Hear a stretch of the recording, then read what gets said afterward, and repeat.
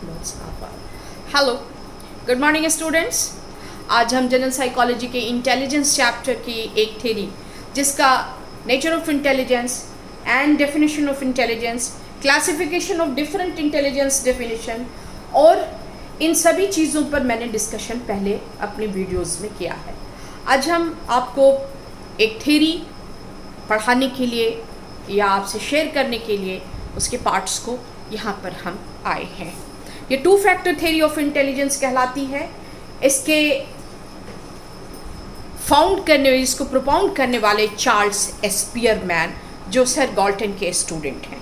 Sir Galton के 2 students हुए, Charles Spearman and Karl Pearson. इन लोगों का योगदान अपने शिक्षक के विचारों को आगे बढ़ाने में बहुत बड़ा माना जाता है। इन्होंने कोरिलेशनल मेथड को एक फॉर्म दिया और उसको डिफरेंट टाइप्स के 2 मेन मेथड्स, जो एक पैरामीट्रिक मेथड है और एक नॉन पैरामीट्रिक मेथड है। पैरामीट्रिक मेथड में आपको कार्ल पियर्सन ने प्रोडक्ट मोमेंट मेथड दिया। आप याद करें, आपको साइकोमेट्रिक में पढ़ाया गया है, मैंने खुद पढ़ाया है। और एक नॉन पैरामीट्रिक स्टैटिस्टिक्स दिया कोरिलेशन का, जिसको रैंक डिफरेंस मेथड कहते हैं, रैंक डिफरेंस मेथड। और उसको चार्ल्स स्पीयरमैन, जो स्टूडेंट हैं गॉल्टन के, और इस थ्योरी, इस 2 फैक्टर थ्योरी के जन्मदाता भी हैं, इन्होंने इसको प्रोपाउंड किया। तो मैं ये बातें इसलिए कर रही हूँ कि स्पीयरमैन किस तरह से मनोविज्ञान में अमर हो गए। पहली बात ये कि उन्होंने ये 2 फैक्टर थ्योरी दिया, इंटेलिजेंस पर इनका काम बहुत ज़्यादा रहा। और दूसरी बात ये कि उन्होंने कोरिलेशनल मेथड, जिसको रॉन्ग कोटी स्तर विधि भी, डिफरेंस रैंक डिफरेंस मेथड भी प्रोपाउंड किया। आइए इस थ्योरी में, इंटेलिजेंस थ्योरी में क्या कहते हैं स्पीयरमैन इंटेलिजेंस के संबंध में, बुद्धि के संबंध में। उन्होंने 2 फैक्टर माने, एक जी फैक्टर और दूसरा S factor. G means general factor and S means specific factor. Specific factor, ये विचारधारा एरिस्टोटल से बहुत कुछ मिलती हुई है, जिसको हम बाद में अंत में इस वीडियो के या अगले वीडियो में आपको हम इस रिजेम्बलेंस को आपसे हम शेयर करेंगे। यहाँ देखिए, जनरल कैपेसिटी, ये जनरल फैक्टर जी फैक्टर, ये जो मेंटल एबिलिटी है, मानसिक जो क्षमता है, ये हर प्राणी में रहती, एक सेंट्रल पॉइंट है इंटेलिजेंस का, बुद्धि का, जो हर जगह होता है। हाँ, इसमें उन्होंने फैक्टर मेक्स डिफरेंट, ये इंडिविजुअल डिफरेंस भी पैदा करता है।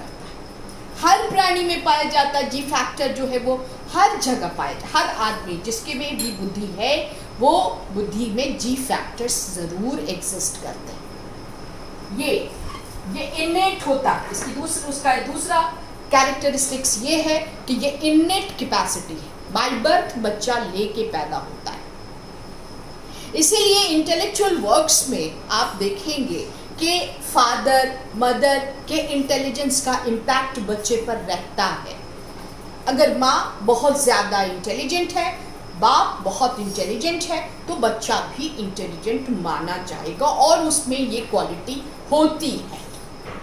अगर अदर फैक्टर्स वर्क ना करें तो, सारी चीज़ें बिल्कुल सिंपल ढंग से अगर आती हैं तो, किसी स्पेशल चीज़ की बात हम नहीं कर रहे हैं, सर्कमस्टांस की बात नहीं कर रहे हैं। ये इंडिविजुअल डिफरेंस भी पैदा करता है, इसलिए कि ये किसी में कम और किसी में ज़्यादा होता है। उदाहरण से इस चीज़ को ऐसे समझिए कि अगर बिजली हर घर में होती है, हर घर में बिजली होती है, हिंदुस्तान में अब ज़्यादातर गांव देहात में भी पहुंच चुकी है, तो अगर वोल्टेज बिजली का बहुत ज़्यादा है तो बल्ब भी तेज़ जलेगा। एक नॉर्मल थ्रेशोल्ड पर है तो बल्ब भी तेज़ चलेगा, पंखा भी तेज़ चलेगा, एसी भी चलेगा। यानी अगर इंटेलिजेंस ज़्यादा है तो वो हर काम में बहुत अच्छा करेगा बच्चा। ये उदाहरण है कि बल्ब में अगर वोल्टेज है लाइन इलेक्ट्रिसिटी वोल्टेज अगर एक नॉर्मल थ्रेशोल्ड पर है तो हर चीज़ बहुत अच्छी होगी, लेकिन अगर वोल्टेज डाउन हो जाएगा तो ना फ्रिज चलेगा, ना एसी चलेगा, ना बल्ब जलेगा। उसी तरह इंटेलिजेंस में भी अगर इंटेलिजेंस का जी फैक्टर कम है तो बच्चा अच्छा परफॉर्म नहीं करता है। यह एक बात सर्वमान्य है कि जिनमें जो बच्चा एक संज्ञानात्मक कार्य में कॉग्निटिव फंक्शन में अच्छा करता है वो अन्य सभी कार्यों में अच्छा करता है। तो जनरल फैक्टर से हम एक प्रेडिक्शन भी करते हैं कि अगर वो मैथ्स में अच्छा कर रहा है तो साइंस में भी अच्छा करेगा, इंग्लिश में भी अच्छा करेगा और अदर सब्जेक्ट्स में भी अच्छा करेगा। ये इंटेलिजेंस के जनरल फैक्टर की कैपेसिटी, ये चीज़ बताई गई। ये हमारे एक एक डेली के एक्टिविटीज़ में ये एनरोल्ड रहता है, डेली एक्टिविटीज़ में एनरोल्ड रहता है। हर काम के पीछे इंटेलिजेंस की ज़रूरत है। अगर कोई समस्या आई तो जो हाई इंटेलिजेंट हैं वो बहुत जल्दी से उसको सुलझा लेते हैं, जिनके जो आपको इशारा भी कीजिए तो उनको समझ में आ जाता है। तो ये चीज़ें जो है इंटेलिजेंस पर बेस्ड है जनरल फैक्टर की वजह से, अकॉर्डिंग टू चार्ल्स एक्सपियर। और ग्रेटर जनरल फैक्टर, जितना high greater the general factor greater the achievement, greater the success. G factor जितना ही ज़्यादा होगा उतना ही ज़्यादा सक्सेस अचीव होगा। ये बात बिल्कुल सही, ये बात बिल्कुल दावे के साथ कही गई है। Is that clear? तो नाउ द जनरल फैक्टर का जो कैरेक्टरिस्टिक्स है वो ये कि ये एक mental ability, general mental ability है जो इनेट होती है, बाय बर्थ आती है। और फिर G factor make the difference, यानी in human being to human being individual difference पैदा करती है। जितना ज़्यादा जी फैक्टर ज़्यादा होगा, क्या मात्रा ज़्यादा होगी, ये क्वांटिटी पर बेस्ड होता है, क्वालिटी पर बेस्ड नहीं होता है। जितना ज़्यादा क्वांटिटी हाई होगी जी फैक्टर की उतना ही ज़्यादा सक्सेस मिलेगा। और ये हर रोज़ की एक्टिविटी में, एवरी प्रॉब्लम सॉल्यूशन में इसका रूप दिखता है। ये हो गया हमारा जी फैक्टर और इसको मैंने डिफाइन किया। अब आइए और ये specific S factor, S factor यानी स्पेसिफिक फैक्टर ऑफ इंटेलिजेंस, यही टू फैक्टर्स ऑफ का दोनों फैक्टर। ये जो स्पेसिफिक मेंटल एनर्जी और एबिलिटी है ये व्यक्ति जीवन काल में सीखता है। It is acquired, not innate. There is a difference in between S and G. G is innate capacity and S is acquired capacity. Now S determines the specialization. बुद्धि है, सबके अंदर है, बुद्धि है, सबके अंदर है जनरल फैक्टर के हिस्से। और एक परिवार जो बहुत ही बुद्धिमान है, हर बच्चा उसका बहुत अच्छा अचीव कर रहा है, लेकिन वहाँ पर एक डिफरेंस भी है जो एस फैक्टर से उत्पन्न होता है। उसमें कोई इंजीनियर है, कोई बच्चा मेडिकल कर रहा है, डॉक्टर है, ये एस फैक्टर से डिफरेंस आता है। तो ये भी इंडिविजुअल डिफरेंसेस, किस चीज़ का इंडिविजुअल किस पार्ट पे आता है, इन्वायरमेंटल फैक्टर्स के कारण एस फैक्टर डिफरेंस पैदा करता है। हाई वोल्टेज है जी जो है वो हाई लेवल का है, और उसमें कोई इंजीनियर, कोई डॉक्टर, कोई शेफ, कोई master of the many fields वहाँ पैदा होते हैं। वहाँ पे कोई प्रोफेसर है, कोई बहुत बड़ा साइंटिस्ट है।